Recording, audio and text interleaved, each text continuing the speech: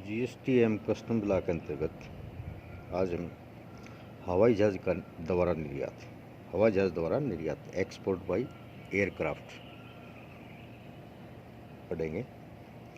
हवाई जहाज द्वारा निर्यात अपेक्षाकृत सरल एवं शीघ्र साधन है। यद्यपि माल भाड़ा अधिक लगता है, इस पद्धति में एयरपोर्ट अथॉरिटीज को कोई दस्तावेज नहीं देना होता, वरन सभी दस्तावेज सीमा शुल्क विभाग की स्वीकृति तथा अनुमोदन के लिए होते हैं। माल की पैकिंग हवाई नियमों के अनुरूप आवश्यक होती है।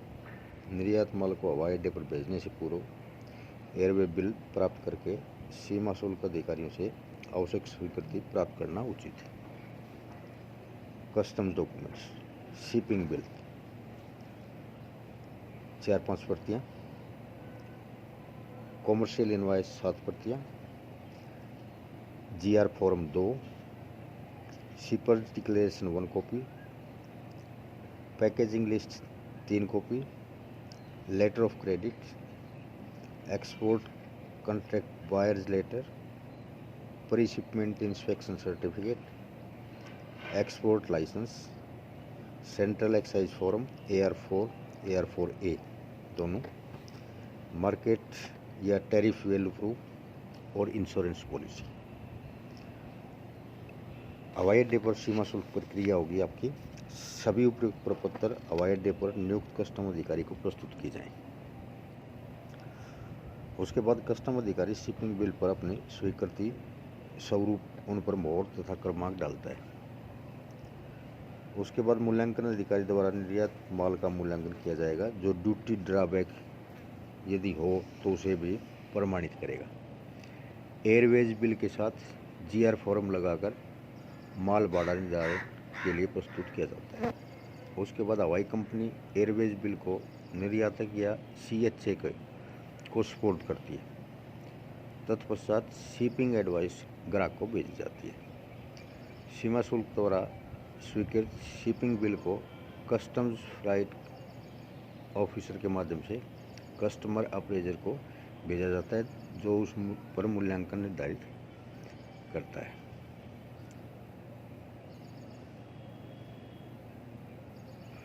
अंत में निर्यातक shipping advice plus Airways bill तथा अन्य आवश्यक पत्रों के साथ आयातक को भेजा जाता है, जिनके द्वारा वो माल छुड़ाता है।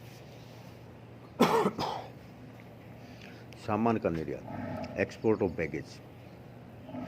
सीमा शुल्क अधिनियम की धारा 2(3) में जिस सामान बैगेज को परिभाषित किया गया है, वह भारत में आने वाला ऐसा सामान या बैगेज है जो पैसेंजर के साथ नहीं लाया जा रहा। यह सामान यात्रा से पूर्व अथवा पश्चात भारत में लाया जा सकता है।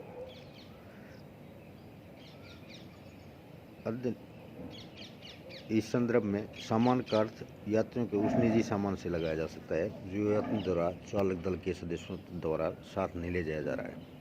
सामान के निर्यात में सामान्य निर्यात नियम व पद्धति लागू होती है।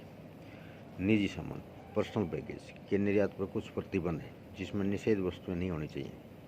देशी एवं विदेशी मुद्रा RBI तथा FEMA के नियमों के अंतर्गत सामान बैगेज में ले जाई जा सकती है। सामान में सामान्यतः व्यापारिक मात्रा में वस्तुएं नहीं ले जाई जा सकती। यदि कोई पर्यटक फ्री विदेशी मुद्रा में वस्तुएं खरीदता है तो वो उन्हें भारत के बाहर अपने साथ ले जा सकता है। पुनर्निर्यात क्लियरेंस फॉर री एक्सपोर्ट। पुनर्निर्यात जैसा कि नाम से स्पष्ट है कि आयातित माल का पुनर्निर्यात या वापसी माल का आयात नियमानुसार तथा बिल ऑफ एंट्री के उल्लेख के अनुसार होना आवश्यक है, जिसके पूरा न होने पर एवं कुछ अवस्थाओं में आयातित माल वापस किया जा सकता है, जैसे प्रदर्शनी या सैंपल के लिए। दूसरा, सीमा शुल्क अधिकारी द्वारा आयात की अस्वीकृति की दशा में। तीसरा, गलती से माल के आयात की दशा में इत्यादि के लिए आयात होता है। ऐसी स्थिति में माल को मूल रूप से या अधिकांशतः उसी रूप में पुनर्निर्यात किया जा सकता है।